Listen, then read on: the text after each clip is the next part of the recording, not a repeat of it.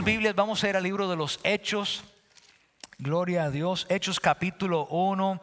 Y quiero que me acompañen al verso 14. El verso 14, cuando lo tengan, digan amén. Verso 14 dice lo siguiente: y los diezmos y las ofrendas lo tomamos al final. He estado con este estudio, los comienzos del camino. Lo titulé de esa manera porque los creyentes de esa temporada no les llamaban cristianos. Es hasta que estaban en Antioquía que los llamaron cristianos. Pero antes de eso les decían los del camino. Y titulé esta enseñanza, estos dos capítulos, comienzos del camino. Y me llama mucho la atención porque en el verso 14 dice algo bien interesante. Todos estos perseveraban unánimes en oración y ruego con las mujeres y con María, la madre de Jesús, y con sus hermanos. Si nos movemos un poquito hacia atrás, en el verso 12 dice: entonces volvieron a Jerusalén desde el monte que se llamaba del Olivar, el cual está cerca de Jerusalén, camino de un día de reposo. Y entrados subieron al aposento alto donde moraban Pedro, Jacobo, Juan, Andrés, Felipe, Tomás, Bartolomeo, Mateo, Jacobo, hijo de Alfeo, Alfeo, Simón el celote, y Judas, hermano de Jacob. No era Judas Iscariote, porque él se había quitado la vida por lo que él había hecho. Y me llama mucho la atención porque no solamente que estaban en un lugar, sino que regresaron a donde el Señor les dijo que tenían que estar. Y he estado hablando sobre eso. Regresaron del Monte de los Olivos. Yo hablé un poquito la semana pasada de cuando las uvas, cuando los olivos pasan por presión, le sacan lo mejor de ellos, le saca el aceite. Me llama también mucho la atención porque ahí en el verso 13 subieron al aposento alto y el Señor me habló en ese momento y me dice: Alfonso, siempre tiene que subir para buscarme. Uno siempre tiene que subir. Siempre hay más en Dios, siempre hay más de su presencia, siempre hay más conocimiento, siempre hay más. Uno no se puede quedar estancado en los caminos del Señor, porque a la verdad, hermanos, uno siempre descubre algo nuevo con el Señor. Por eso es tan importante todos los días despertarse con una expectativa: Señor, ¿qué va a hacer en este día? Y si viene algo malo, si reciben mala noticia, bueno, Señor, recibí esa mala noticia, pero el Salmo 112 dice que no le debo tener miedo a las malas noticias, sino que debo estar confiado en ti.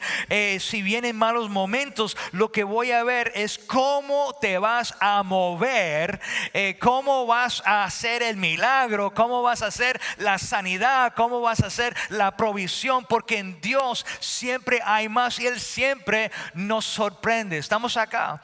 Y subieron a ese lugar, subieron al lugar donde se alojaban, y ahí estaban reunidos. Y siempre me llama la atención eso, porque estaban en un mismo espíritu, estaban siguiendo una misma palabra, porque el Señor les dijo que no se fueran de Jerusalén hasta que llegara la promesa del Espíritu Santo sobre ellos.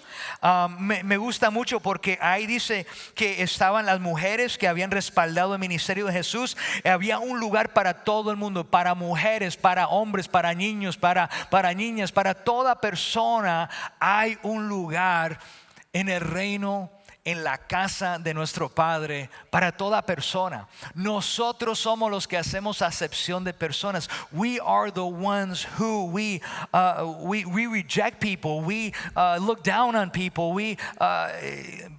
Beloved, we have to love everyone. Tenemos que amar a todo el mundo y recibir a cada mundo.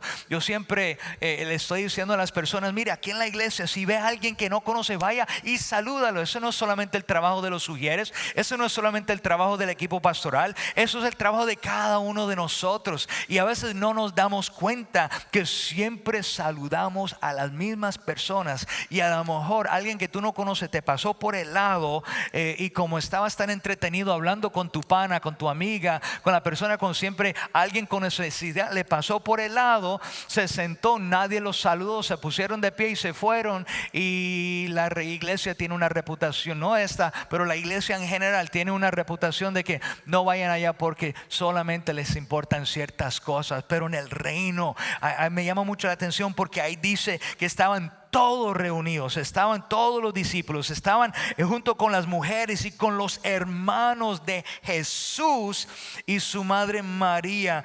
Y ahí es donde me llama mucho la atención porque nos habla que María había tenido otros hijos. Estamos acá. Y igual, algo que me impacta en el verso 14 es que perseveraban. Digan conmigo, perseveraban.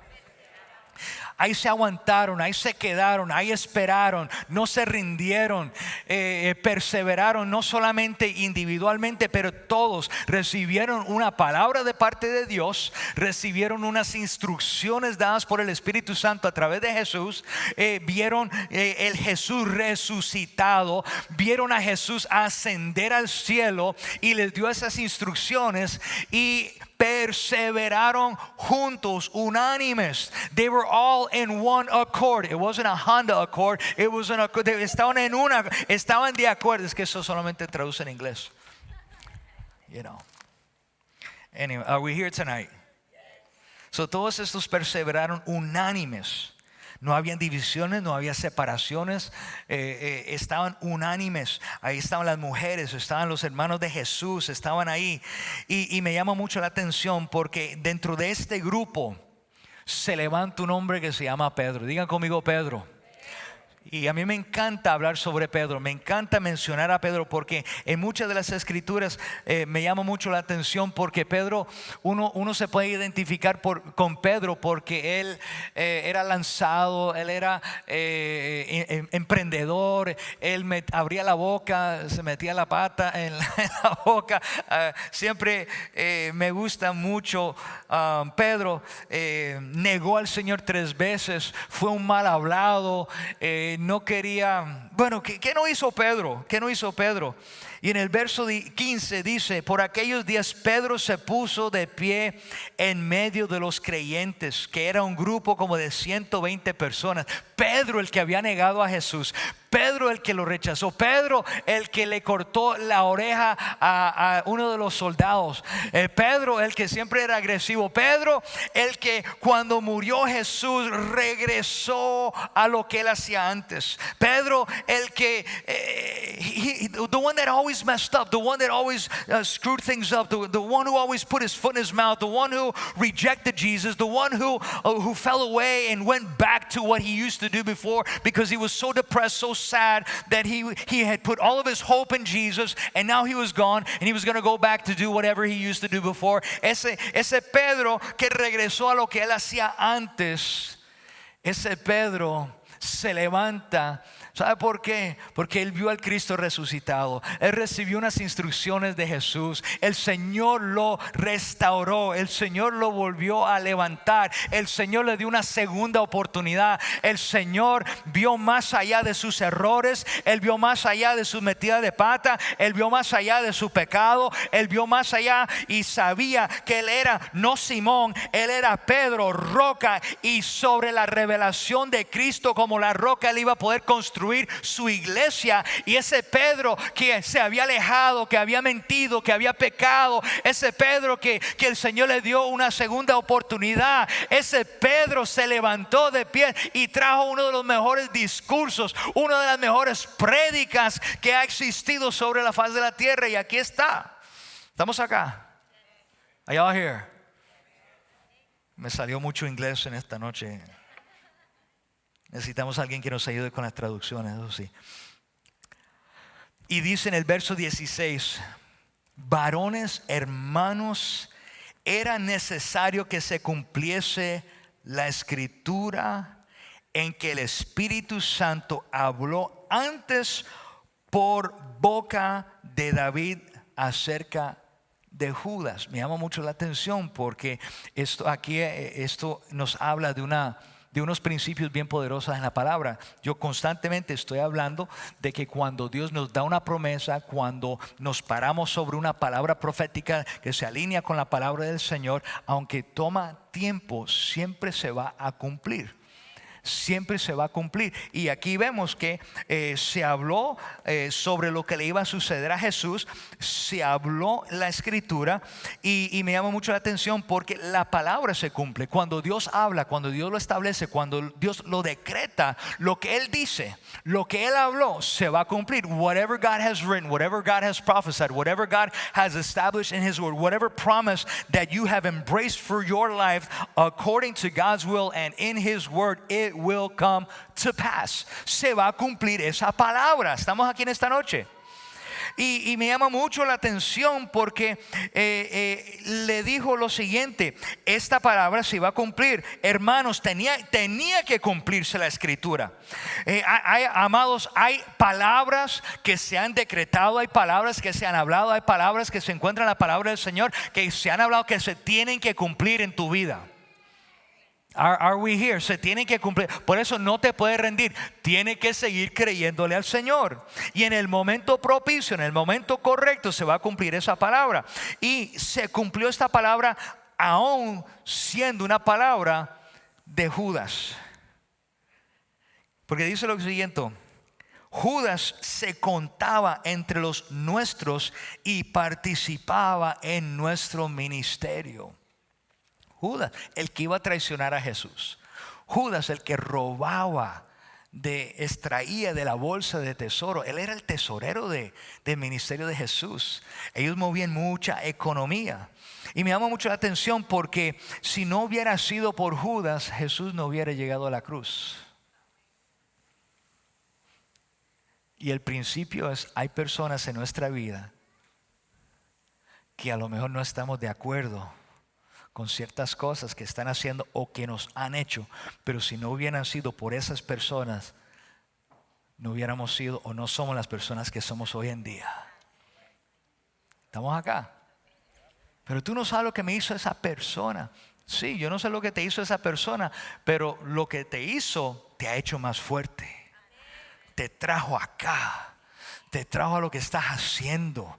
Pero pastor, tú no sabes lo que sufrí, tú no sabes lo que yo pasé, tú no sabes el dolor. No, porque cada uno somos tratados individualmente por el Señor. Pasamos por nuestros procesos. Pero si no hubiera sido por Judas, si no hubiera sido por ese jefe, si no hubiera sido por esa esposa, si no hubiera sido por ese esposo, si no hubiera sido por esos hijos, si no hubiera sido por ese accidente, si no hubiera sido por esa situación traumática que pasaste, esas cosas son las cosas que nos lanzan al destino que Dios tiene para nosotros. En el caso de Jesús, Jesús tuvo que morir por nosotros, y a veces nosotros estamos en situaciones donde el Señor nos lleva y nos hace pasar por estas cosas porque también quiere que nosotros moramos al yo. He wants you to die to that pride. Quiere que tú te mueras a ese orgullo. Que sea una persona humilde, que sea una persona dependiente de Él, que sea una persona que tiene hambre y sed por lo que has pasado, por las situaciones que ha sobrevivido. Él no quiere que simplemente sea una persona religiosa, pero a raíz de lo que has pasado ha visto la mano del Señor moverse en tu vida. Él a lo mejor proveyó, Él a lo mejor suplió, Él a lo mejor abrió una puerta, Él a lo mejor hizo algo. Sufriste, fue un dolor, perdiste a alguien, tienes cicatrices. Recuerde, tienes cicatriz, y la cicatriz es símbolo de que había una herida, pero ya la herida está sana. Está el recuerdo, está la memoria, y la piel ahí es un poquito más dura que el resto de la piel porque has pasado por algo. You've been through something. You can talk to somebody about what you've been through and you can help somebody, and if it didn't kill you, you are stronger because of it. Eres más fuerte a raíz de eso. Y Judas se contaba entre nuestro y participaba en nuestro ministerio, dice el verso 16. Dice el verso 16. Así vuelvo a tocar el punto. Hay un Judas en cada uno de nuestras vidas y sin ellos no podemos cumplir o no cumplimos nuestro propósito. Y me llama mucho la atención porque Jesús conocía los pensamientos, conocía a todo el mundo. Sin embargo, Jesús sabía que estaba robando, Jesús sabía que estaba engañando, Jesús sabía que se estaba reuniendo con los religiosos para entregarlo. Y con todo eso, con un beso lo entregó. Y con ese beso Jesús lo llama amigo. Blows my mind. ¿Tú sabes lo que es? Que uno sabe que uno va a sufrir, y en el caso de Jesús, Él estaba profetizando, hablando, enseñando que Él iba a morir. Y Él sabía quién lo iba a traicionar, y sin embargo siempre lo trataba igual, siempre le hablaba igual, lo llamaba amigo, lo consideraba amigo, lo besó. Ahora uno puede entender por qué fue lo que hizo lo que Él hizo. El remordimiento lo llevó a quitarse la vida. Verso 18 dice: con el dinero que obtuvo por su crimen, Judas compró un terreno.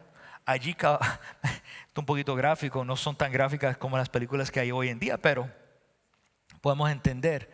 Allí cayó de cabeza y se reventó y se le salieron las vísceras.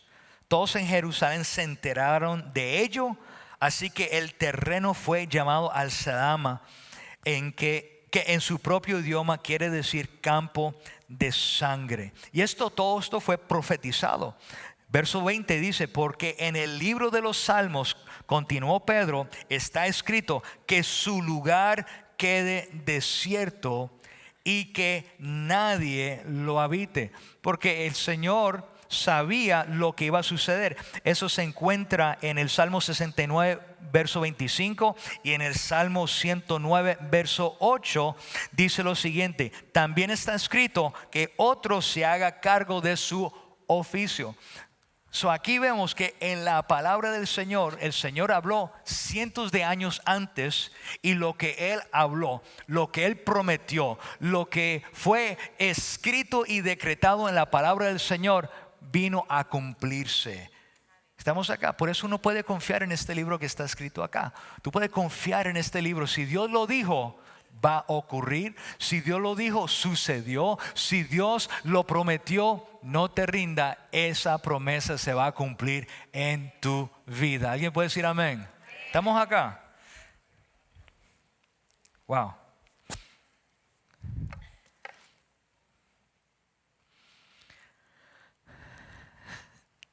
No sé si tocar este tema, pero lo voy a tocar. Porque dice acá, me llama mucho la atención. La Reina Valera dice lo siguiente. Dice: sea hecha desierta su habitación. Se había profetizado que uno lo iba a entregar, iban a haber 12, pero uno lo iba a entregar, ahora iban a haber 11. ¿Ok?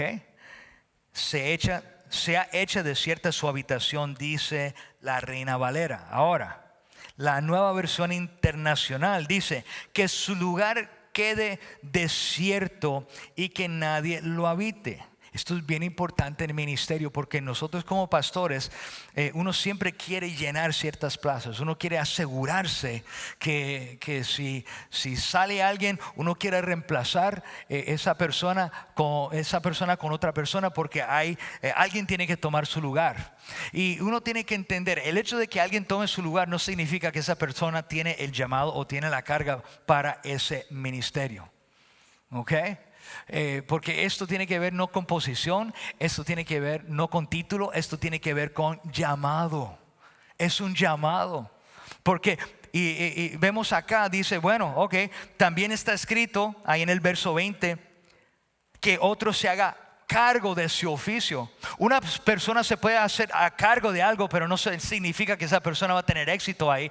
No significa que esa persona tiene el llamado para hacer eso. Y el problema es que muchas veces en las iglesias, por llenar un hueco, ponemos personas en lugares donde en vez de ser bendición, en vez de ser que eso se desarrolle y crezca, simplemente están llenando un hueco, y muchas veces en vez de ser bendición terminan siendo una piedra de tropiezo para otras personas, porque that's not where they should be. Ahí no es donde deben estar. Es como poner algo redondo en algo cuadrado. Estamos acá.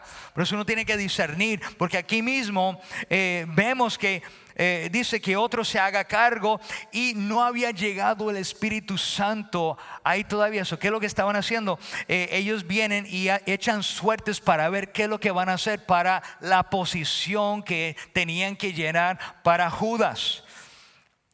Y vuelvo a repetir, hay muchos a cargo de ministerios al que nunca fueron llamados, y hacerlo y están haciendo y dañando muchas personas, están lastimando personas, están fracasando, se sienten molestos porque están en un lugar donde Dios no los llamó a ser. Simplemente están ocupando un lugar, pero no son llamados a ese lugar.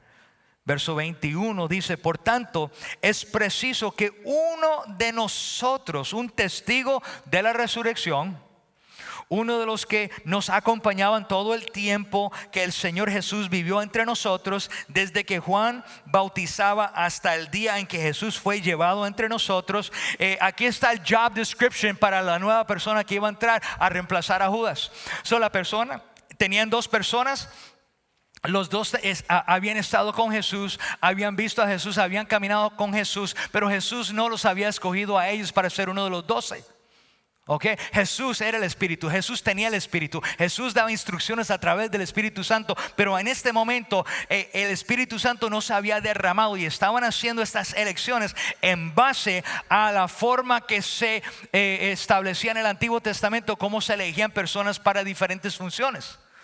¿Qué es lo que hicieron? Hicieron lo que, tiraron las suertes, hicieron una lotería, y la pegó Matías. Y Matías había caminado con ellos. Matías lo eligieron. Matías, los hombres lo eligieron. Pero en el mismo momento que fue elegido Matías, y aunque estaba caminando con Jesús, había visto a Jesús, había visto la resurrección, en otro lado, durante el mismo tiempo, había otro hombre que a lo mejor no caminó con Jesús, pero Jesús sí se le reveló a él. A lo mejor no pudo tocarlo, pero el Señor se le reveló en un camino a Damasco. El Señor no tenía una posición para Matías, pero sí había guardado un lugar y un llamado para un hombre que se llamaba Saulo, que cuando el Señor lo tumbó de su caballo, le cambió el nombre y se llamó Pablo, y a él lo preparó y lo llamó. Y él era como uno abortivo, uno que nació fuera de tiempo, pero el Señor lo estaba preparando porque Pablo tenía un llamado. Pablo había sido seleccionado. Pablo era el que iba a reemplazar. Pablo era el que tenía la unción y el llamado sobre su vida, porque oímos mucho de Pablo, pero no sabemos nada de Matías. Porque a los que los hombres eligen, a los que los hombres los contratan, son contratados, elegidos por los hombres. Pero a los que Dios llama, a los que Dios separa, a los que Dios unge, a los que Dios procesa, a los que Dios pone su mano sobre ellos, son personas que marcarán legados, dejarán herencia, dejarán legado dentro de las personas. ¿Estamos acá? Y así era la diferencia entre Matías, que fue elegido por los 11, y Pablo, que fue elegido por 2. No se escucha nada de Matías, pero todo lo que hizo Pablo fue algo marcado. Eran hombres procesados. Por eso hace un par de semanas, cuando empezamos a enseñar sobre esto, hablé sobre Pedro, porque los primeros 12 capítulos del libro de los Hechos son los hechos de los apóstoles, pero hace un énfasis no en los 11, hace un énfasis en los primeros 12 capítulos de Pedro, y hace un énfasis en los últimos capítulos hasta del 13 al 28 sobre el apóstol Pablo, porque Dios había llamado a Pedro para ser la cabeza de la iglesia en ese entonces, el líder de la iglesia, y también Dios eligió a Pablo para poder ser el hombre que él iba a alcanzar a los gentiles. Y es interesante porque ahora, aunque eran dos personas diferentes, el Señor procesa a las personas de una manera muy similar. Pedro era el apóstol a los judíos, a la circuncisión. Pablo era el apóstol a los gentiles, los de la incircuncisión. Pedro tenía un ministerio de fundamento, porque él era el apóstol que fundó la iglesia, pero todavía, amados, no tenemos una sucesión apostólica como se enseña en ciertas tradiciones. Pablo también tenía un ministerio fundamental donde él estableció la doctrina, lo que es Romanos, lo que es los diferentes cartas de Pablo. Él tenía una revelación apostólica de la iglesia. Estoy hablando de Pedro. Y también Pablo tenía una revelación apostólica de la iglesia. Dios llamó a Pedro a los judíos, Dios llamó a Pablo a los gentiles. Dios hace que Pedro ponga sus manos sobre un samaritano y fuera sano. Dios usa a Pablo para que también ponga sus manos sobre los del libro de Efesios, y también recibieron el Espíritu. Pedro estaba ahí cuando se fue el derramamiento del Espíritu Santo. También Pablo estuvo en un momento donde el Espíritu Santo fue derramado. Pedro sanó a un hombre lisiado. Pablo también sanó a un hombre lisiado. Pedro levantó a un hombre de los muertos. Pablo también levantó a un hombre de los muertos. Pedro fue usado en señales y prodigios. Pablo también fue usado en señales y prodigios. Pedro bregó con un brujo. También Pedro testificó antes del Sanhedrín. También Pablo testificó antes del Sanhedrín. Los dos fueron procesados en maneras similares, pero en diferentes situaciones, porque cada hombre, cada mujer de Dios que tiene un llamado, que tiene una unción sobre su vida, que tiene un ministerio, que tiene un llamado, siempre va a ser procesado. Yo me imagino Pablo y Pedro allá en el cielo comparándose. Pues mira, yo oré por una persona y se levantó. Pues yo también levanté una persona y se levantó. Pues a mí también me apedrearon. Pues a mí también me apedrearon. Es como cuando la gente dice: mire, yo tengo una cicatriz acá porque me pasó en tal. Pues yo tengo una cicatriz cuando me pasó tal y tal cosa. No digo que está sucediendo, pero me imagino, porque fueron procesados en diferentes momentos, diferentes situaciones. Pero Dios tiene un patrón. Dios te llama, Dios te procesa, Dios te pasa por un desierto, Dios te moldea, Dios te forma, Dios te pone en situaciones adversas. Santo sea el Señor. Y Pedro 7 veces trae un discurso en el libro de los Hechos, y el apóstol Pablo también tiene 7 discursos en el libro de los Hechos. Pedro estableció iglesias locales, también Pablo estableció iglesias locales. Pedro fue metido en la cárcel por testificar. Pablo también fue metido en la cárcel por testificar. Un ángel liberó a Pedro de la cárcel. Un temblor liberó a Pablo de la cárcel. Yo me imagino, ellos están ahí comparando en el cielo. Pues a mí el Señor envió un ángel. Pues el Señor hizo que la tierra sacudiera para que me soltaran a mí. Me imagino que ellos estaban comparando así. Los dos fueron arrestados en el templo. Los dos tuvieron cadenas que se les cayeron.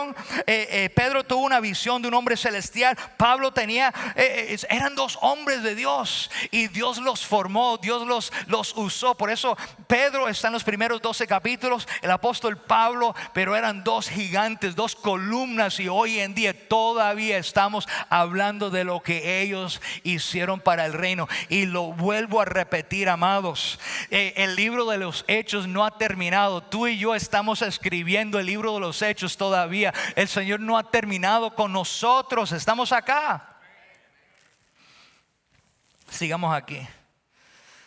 Verso 19 nos habla de la muerte de Judas. Y en el verso 23 vamos a movernos hacia ahí. Dice: y señalaron a dos, a José, llamado Barsabas, que tenía por sobrenombre Justo, y a Matías. Y orando dijeron: tú, Señor, que conoce los corazones de todos, muestra cuál de estos dos has escogido para que tome parte de este ministerio y apostolado, de que cayó Judas por transgresión para irse a su propio lugar. Y le echaron suertes, y la suerte cayó sobre Matías, y fue contado con los 11 apóstoles. Y nunca sabemos más de Matías después de eso. Y en el capítulo 2, verso 1 dice: cuando llegó el día de Pentecostés, estaban todos unánimes juntos. En el verso 14 dice que todos estos perseveraban unánimes en oración Y luego estaban en el lugar correcto, estaban con la gente correcta, estaban todos esperando lo que Dios había hablado. Y la próxima semana vamos a entrar en el capítulo 2 y ver cómo Dios desarrolla y cómo derrama el Espíritu Santo sobre la iglesia y cómo Él todavía está soplando sobre la iglesia. Estamos acá puestos de pie. Me llama mucho la atención esto de Matías y lo de Pablo. Porque a veces uno piensa, es como cuando David fue escogido para ser rey de Israel. ¿Se acuerda que el profeta Samuel llegó y vio a todos sus hermanos y uno era alto y el otro era guapo y el otro era el otro era... Pero el Señor le dijo, mire, ninguno de estos son. No hay algún otro, sí, hay uno por allá. Porque Dios no mira a las cosas que están afuera. Dios mira lo que hay en el corazón. Y a lo mejor Matías y el otro, y Barnabás, el que estaba, el que acabo de leer, Barsabás, tenían el currículum perfecto. Cumplía con los job requirements. Y parecía que esa era la persona. Pero Dios estaba trabajando con un muchacho allá que se llamaba David. Dios estaba trabajando con un muchacho al otro lado que se llamaba Pablo. Y me pongo a pensar en esto que está sucediendo hoy en día ahí en Kentucky. Hay cientos y miles de personas que están llegando a esta universidad allá en Kentucky. Yo no sé si han visto los videos. Bueno, ustedes los que están pegados al internet saben lo que está sucediendo. Está por todo el internet. Hasta salió en las noticias en Fox News. Y están con himnos. No tienen pantalla ni cosa. No tienen humo, no tienen luces, no tienen esto, lo otro. Pero el Espíritu de Dios se está moviendo en ese lugar. Y a veces uno dice, no, pero uno tiene que tener todas las canciones correctas. Uno tiene que tener todo esto. Son unos chamacos que ahí tienen unas guitarras, cantan medio desafinados. Vamos a orar por ese Amber Alert, que todo esté bien.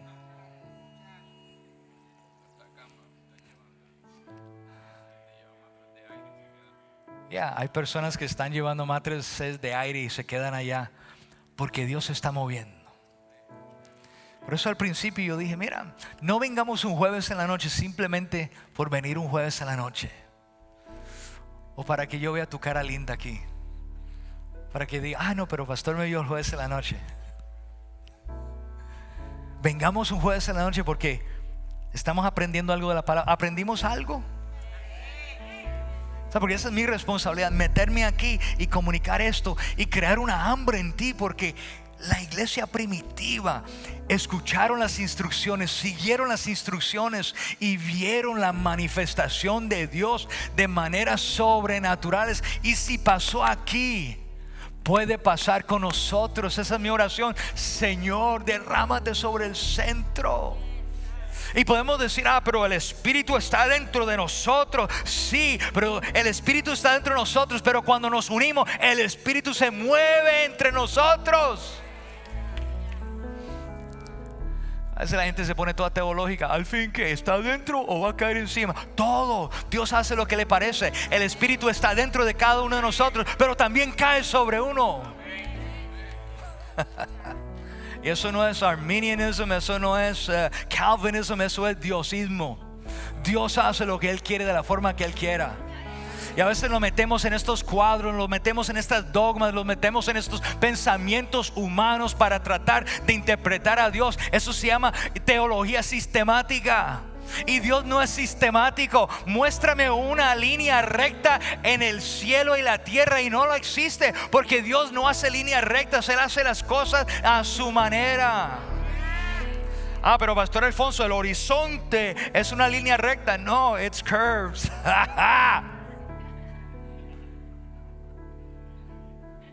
Ese es el Dios que le servimos. Tengamos hambre y sed de Dios. Busquemos más de Dios, entreguémosle todo al Señor.